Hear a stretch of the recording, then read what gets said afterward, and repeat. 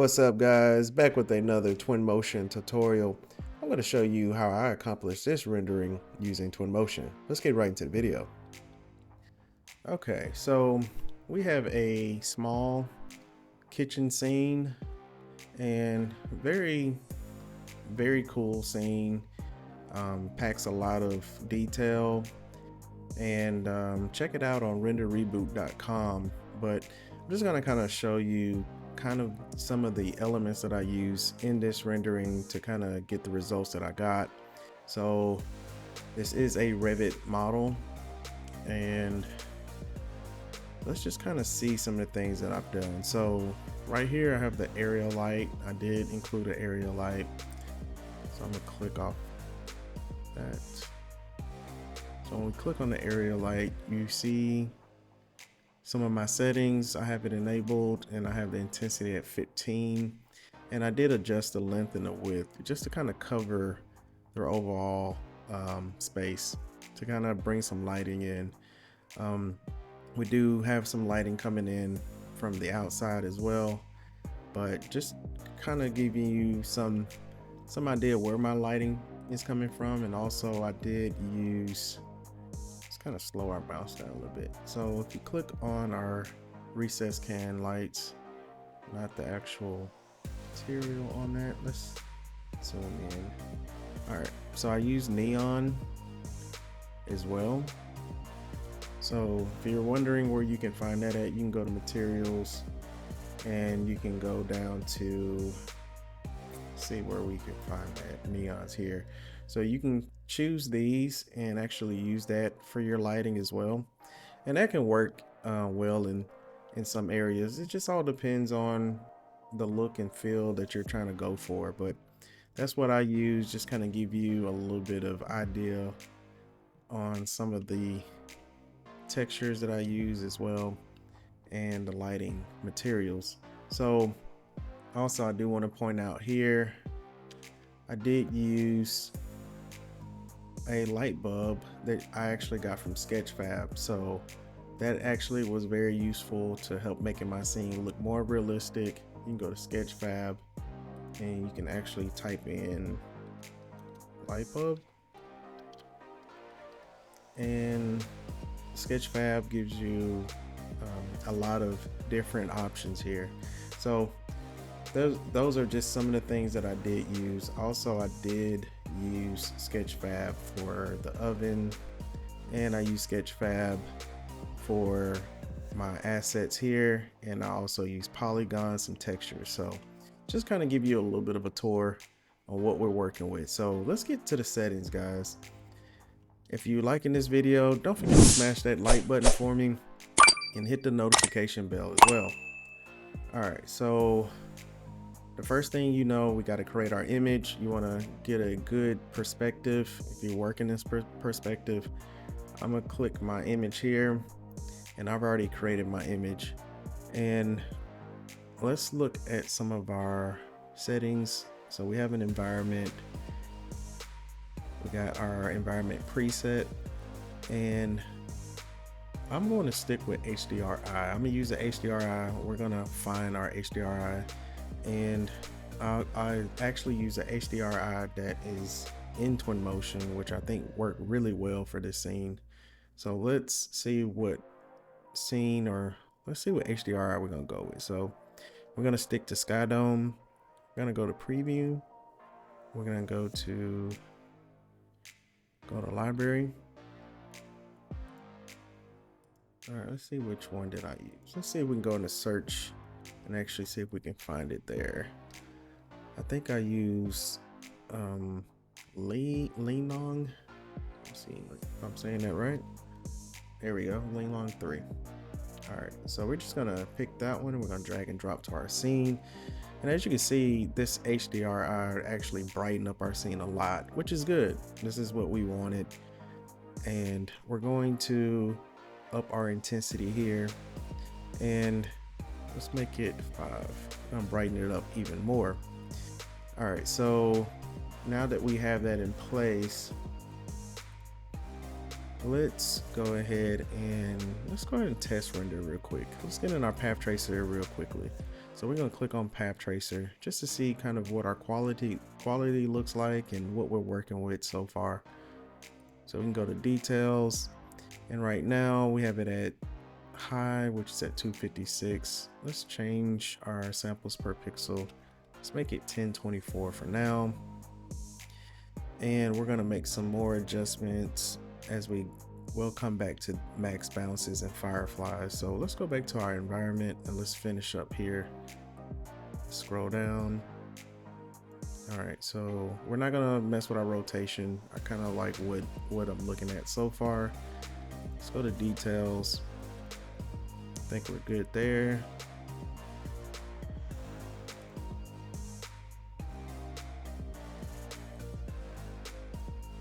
All right, so it looks like in our environment tab, I think we selected everything that I wanted to select as far as our settings in the environment tab. Let's go to our camera tab and see what we got.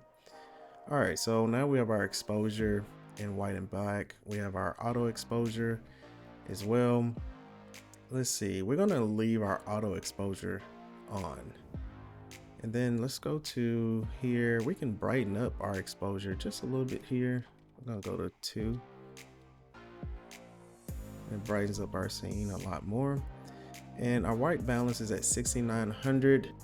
Let's change that to 6000. Bring it down a little bit.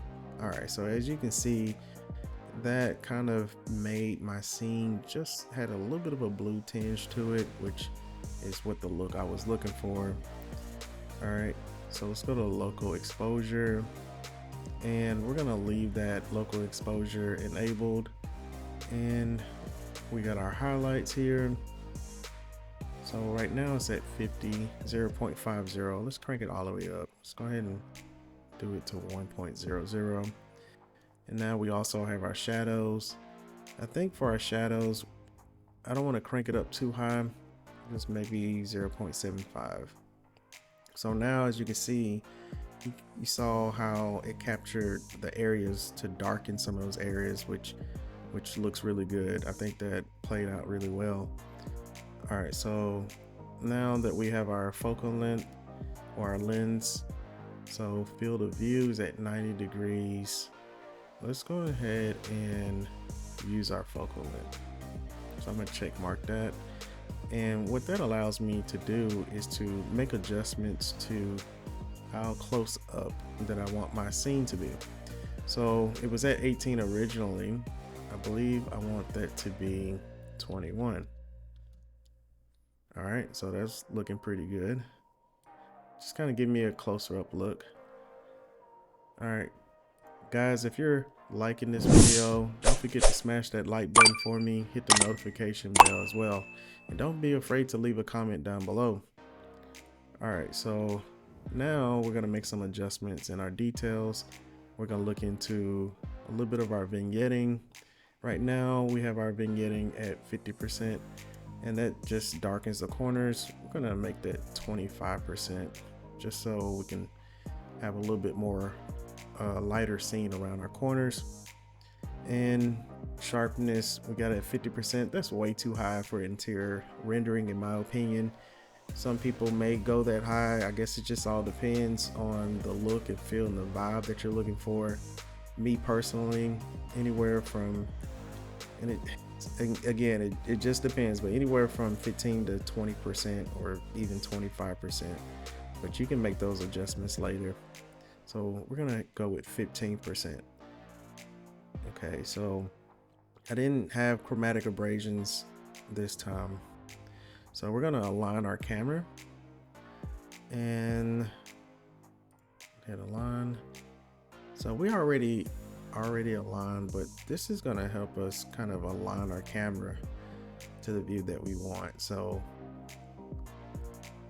you can do that to kind of help you out when you're trying to align your scene, and it just moves the camera at a perpendicular angle to the surface of an object, making the camera point straight on. So that's pretty much what we have here. So we'll just go back to our scene, but just for you guys. All right, so let's go back. So now that we have our camera aligned, I'm gonna click on parallelism as well. And now we're gonna look into our near clipping, and that just sets the distance between the near clipping plane and the object in front of the nearest to the camera. So let's make that adjustment. I think I want to go with 5. Okay.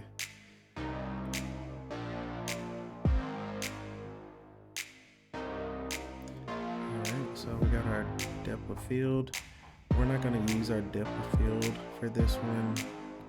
In my next tutorial, I'm actually going to do a close-up shot of our assets here, so check out that video when it comes out. But for this scene, we're not going to even use that, which is fine. Now we're going to go to rendering. Alright, so now just looking at our details, we have 1024, and usually I would go at a higher number like 2048. It just all depends. So as you can see, my scene is saving. You can actually set your scene to automatic save. You know, if you're wondering how that happened, you go to your preferences here. Hopefully you can see this on your screen. You can go to your preference and actually go to your settings, and you can click on automatic saving, and you can make it to 15 to 20 minute intervals if you want. But that's in case if your scene or your software tends to shut down or crash, or you want to try to save as much as you can, just so you have some of your work saved at least. All right, so kind of went off on a tangent a little bit, but that's all right. Just kind of showing y'all some tips there. All right, so max bounce. Let's look at our max bounce. Right now it's at 10. We're gonna crank that all the way up to 30. And our fireflies, I see that that's been adjusted.